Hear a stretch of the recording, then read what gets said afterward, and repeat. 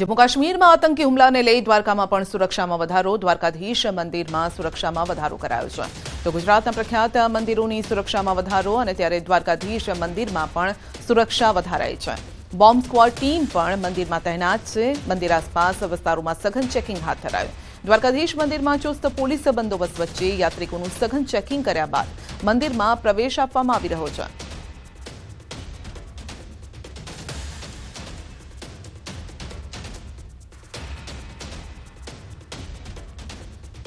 जम्मू काश्मीरना पहलगामમાં થયેલા આતંકી હુમલાના પગલે સોમનાથ મહાદેવ મંદિરની સુરક્ષા પણ વધારાઈ છે। સોમનાથ મંદિર આસપાસ ડોગ સ્ક્વોડ, બોમ્બ સ્ક્વોડ દ્વારા સઘન ચેકિંગ હાથ ધરાયું છે। તેમજ સોશિયલ મીડિયા પર પણ વોચ રખાઈ રહી છે। દરિયાઈ સુરક્ષા અને ક્વિક રિસ્પોન્સ ટીમનું બળ વધારવામાં આવ્યું છે। તો પથિક સોફ્ટવેર મારફતે હોટેલ, ગેસ્ટ હાઉસમાં આવનાર પ્રવાસીઓની ચકાસણી હાથ ધરાઈ છે।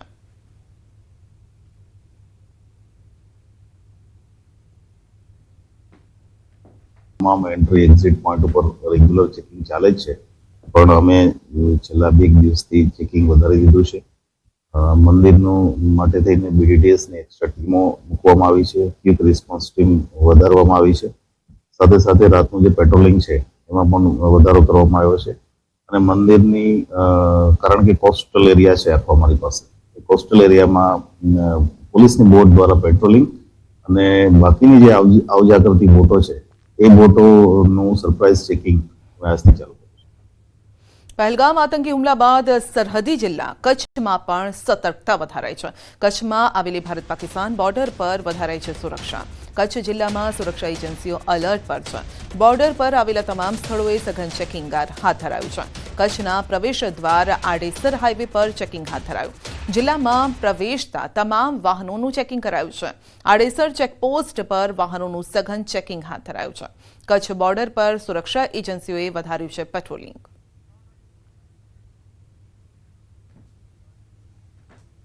तो पहलगाम में जो आतंकी हुमलो थयो त्यारबाद गुजरात में पण खास करीने मंदिरों सुरक्षा वधाराई छे। कच्छ में पण सुरक्षा वधारी देवाई छे, कारण के घणी वखत आपणे जोयुं छे के दरियाई मार्गे गुजरातना दरियाकांठानो उपयोग करवामां आवे छे। पछी कच्छनी सीमा होय, पोरबंदरनी सीमा होय, तो आ तमाम जग्याओ पर सुरक्षा चाकचौबंद राखवामां आवी छे। द्वारका अने सोमनाथ मंदिरनी सुरक्षामां पण वधारो। बुलेटिन में आगळ वधीशुं नानकड़ा ब्रेक बाद।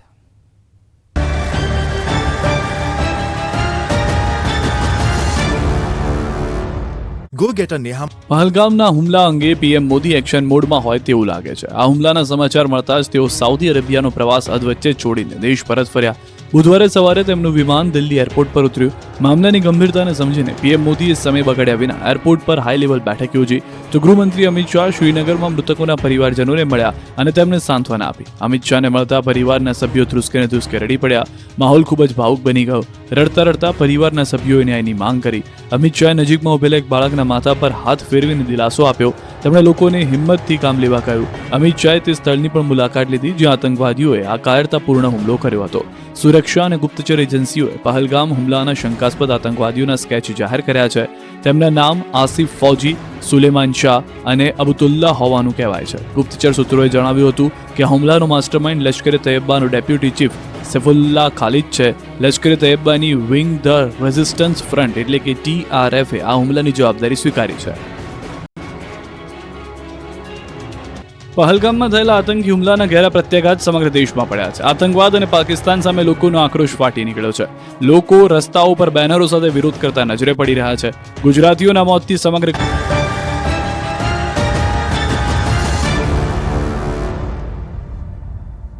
पहलगाम में आतंकी हुमला ने लई समग्र देशना नागरिकों में रोष है। दाहोद में आतंकी हुमला में मृत्यु पामेला 27 लोकोने श्रद्धांजलि अपाई।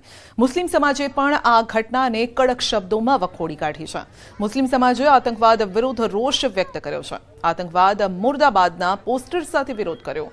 कसबा विस्तारमां आतंकवादीओना पुतळानुं दहन पण करायुं। दोषितो सामे कड़क कार्यवाहीनी मांग कराई छे। पर्यटकोनी हत्या करनाराओने सखत सजा आपवा माटे मांग कराई छे। दाहोद मुस्लिम समाज द्वारा काश्मीरना पहलगामમાં જે આતંકી હુમલો થયો છે એમાં અમારા ભાઈઓ જે શહીદ થયા છે એમને શ્રદ્ધાંજલિ આપવા માટે અને જે આતંકવાદી કૃત્ય કર્યું છે એને દાહોદના તમામ મુસ્લિમ समाज લોકો વખોડી કાઢે છે। इस हमले में मारे गए लोग ये हमारे ही लोग थे। इनके ऊपर ये जो हमला हुआ है, हम मुसलमान पूरे हिंदुस्तान के इस हमले की कड़ी निंदा करते हैं और मुखालिफत करते हैं। और हलाकों ऐसे लोग जो इंसानियत के और नाम के ऊपर धब्बा है, जो इंसान का कत्ल किसी साजिश के तहत करते हैं और छोटे छोटे मासूम बच्चों को और इसके अलावा पर्यटकों को जो निहत्ते थे उनके ऊपर आकर हमला किया। हम मुसलमान इसका दाहोद से पूरे हिंदुस्तान के मुसलमानों की तरफ से इसका विरोध करते हैं। जम्मू काश्मीરના પહેલગામમાં આતંકી હુમલા સામે ગુજરાતભરમાં ગમ સાથે ગુસ્સો જોવા મળી રહ્યો છે। સાબરકાંઠાના વિજયનગર અને ઈડરમાં આતંકી હુમલાના વિરોધમાં બંધ પાડવામાં આવ્યો। વહેલી સવારથી જ વિજયનગરના વેપારીઓએ સ્વયંભૂ બંધ પાડી શ્રદ્ધાંજલિ અર્પી। ઈડર શહેરે પણ સજ્જડ બંધ પાડી વિરોધ વ્યક્ત કર્યો। હિન્દુ સંગઠન વિહિપ વેપારી એસોસિએશને પણ બંધનું એલાન આપ્યું છે, સમર્થન આપ્યું છે। પહેલગામમાં થયેલ આતંકવાદીના હુમલાના વિરોધમાં આજે ઈડર નગર સ્વતંત્ર બિલકુલ બંધ રાખવામાં આવેલ છે। તો ઈડરમાં પણ સ્વયંભૂ બંધ જોવા મળ્યું છે। વેપારીઓએ બંધ પાડી અને આતંકીઓ વિરુદ્ધ રોષ વ્યક્ત કર્યો છે। આ સાથે જ મૃતકોને શ્રદ્ધાંજલિ પણ આ રીતે વ્યક્ત કરવામાં આવી રહી છે, અર્પવામાં આવી રહી છે। તો બે દ્રશ્યો આપ જોઈ રહ્યા છો। સાબરકાંઠા અને મહેસાણામાં બંધ પાડી અને વિરોધ કરવામાં આવી રહ્યો છે। બીજી તરફ શ્રદ્ધાંજલિ પણ આપવામાં આવી છે। ગુજરાતના જે 3 લોકોના મોત થયા છે તે મૃતકોને શ્રદ્ધાંજલિ પરિવારને આ દુઃખ સહન કરવાની શક્તિ આપે તેવી પ્રાર્થના પણ કરાઈ।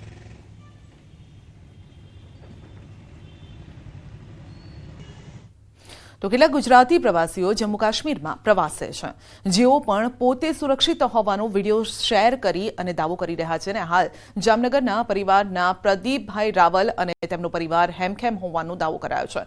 પ્રદીપભાઈએ આ વિડીયો પણ શેર કર્યો છે।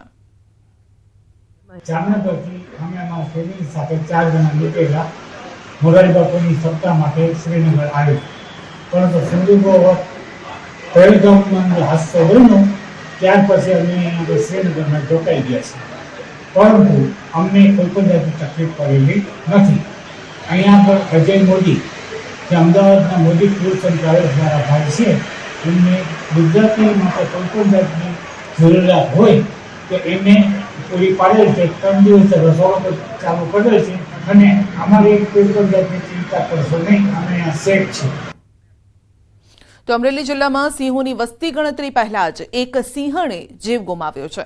દેવળિયા ગામના પાટિયાથી શેત્રુંજી પુલ વચ્ચે સિંહણનું માર્ગ અકસ્માતમાં મોત થયું। રોડ ક્રોસ કરતા સમયે અજાણ્યા વાહને અડફેટે લેતા સિંહણનું મોત થયું છે। લીલિયા વન વિભાગ ઘટનાસ્થળે પહોંચ્યું, મૃતદેહનો કબજો લીધો।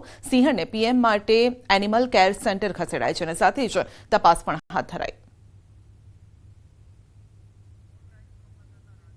વધુ અપડેટ મેળવીશું સંવાદદાતા રાજન પાસેથી। જી રાજન, એક સિંહણનું મોત થયું છે અકસ્માતે। બિલકુલ સંધ્યા, અમરેલીથી સાવરકુંડલા તરફ જતા રોડ પર શેત્રુજી નદી નજીક હાઈવે પર જ આ સિંહણનું મોત થયું છે।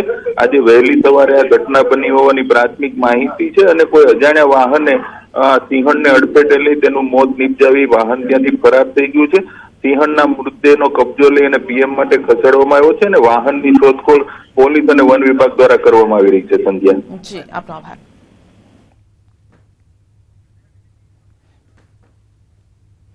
અમરેલી ધારીમાં વન વિભાગની સરકારી જીપે છકડો રિક્ષાને અડફેટે લેતા રિક્ષા પલટી મારી ગઈ। ધારીમાં ચલારા રોડ પર અકસ્માતની આ ઘટના, રિક્ષામાં સવાર 2 વ્યક્તિ ઘાયલ થયા છે, હોસ્પિટલમાં ખસેડાયા છે। અકસ્માતનો બનાવ સીસીટીવીમાં કેદ થયો છે। ઘાયલના પુત્રએ પોલીસ કાર્યવાહીની પણ માંગ કરી છે। તો અકસ્માતના દ્રશ્યો સામે આવ્યા છે અને જે સીસીટીવીમાં કેદ પણ થયા છે। આપ જોઈ શકો છો કે વન વિભાગની જીપે છકડો રિક્ષાને અડફેટે લીધી અને ત્યારબાદ 2 ગુલાટી પણ મારી ગઈ આ રિક્ષા। ખેતીવાડીનો સામાનની ખરીદી રિક્ષા લઈને આવેલા ત્યારે એક જંગલ ખાતાની ગાડી જે રિક્ષાને અડફેટે લઈ અને ગંભીર રીતે ઘાયલ કરેલ છે। અને અત્યારે અમે અમરેલી ખાનગી હોસ્પિટલમાં સારવાર હેઠળ છીએ અને અમારી અત્યારે એક માંગણી છે કે પોલીસ કાયદેસરની કાર્યવાહી કરે. તાપીમાં સગીરા સાથે દુષ્કર્મની ઘટના 60 વર્ષીય વૃદ્ધે 11 વર્ષીય સગીરા પર દુષ્કર્મ આચર્યો. તાપીના છેવાડે આવેલા ઉચ્છલ તાલુકાની આ ઘટના છે. પેપ્સીકોલાની લાલચ આપીને દુષ્કર્મ આચરવામાં આવ્યું. પોલીસે આરોપી સુરેશ ગામિતની ધરપકડ કરી છે.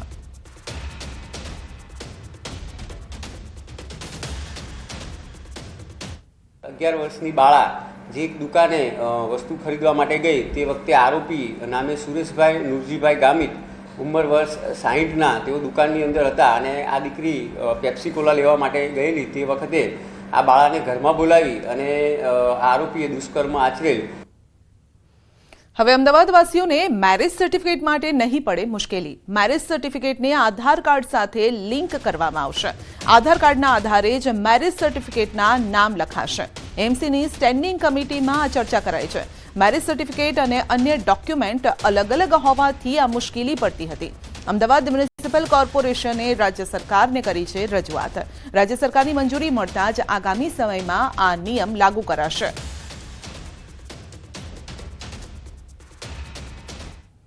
મેરેજ સર્ટિફિકેટ આપણે વાત કરીએ કે સુધારા સાથે આધાર લિંક સાથે કરવામાં આવે. પરિણામે જે મેરેજ સર્ટિફિકેટમાં મેળવવા માટે ઘણા લોકોને સેન્ટર પર ધક્કા ખાવા પડે છે. ધક્કામાંથી મુક્તિ મળશે, સરળતા મળશે.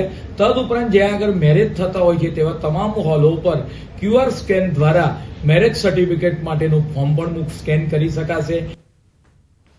સુરેન્દ્રનગરમાં યુવાન પર જીવલેણ હુમલો. સીસીટીવીમાં કેદ થઈ છે હુમલાની ઘટના. હુમલાખોરોએ યુવકની કારમાં પણ તોડફોડ કરી છે. ચોટીલાના વાવડી ગામના બોર્ડ પાસેની આ ઘટના છે. તો ઝઘડાના બંદૂક બાબતે યુવાન પર હુમલો કરાયો. ઈજાગ્રસ્ત યુવાનને સારવાર માટે રાજકોટ લઈ જવાયો. તમામ હુમલાખોર પોલીસ પકડથી દૂર છે. તો યુવાન પર જીવલેણ હુમલો કરવામાં આવ્યો છે. એકના હાથમાં લાકડી દંડા જેવું કંઈ સાધન જોઈ શકાય છે અને તેઓ ચર્ચા કરી રહ્યા છે, વાતચીત કરી રહ્યા છે. જોકે ત્યારબાદ આ વાતચીત વધુ ઉગ્ર બની જાય છે. બીજો એક વ્યક્તિ પણ હાથમાં દંડો લઈને ત્યાં પહોંચે છે.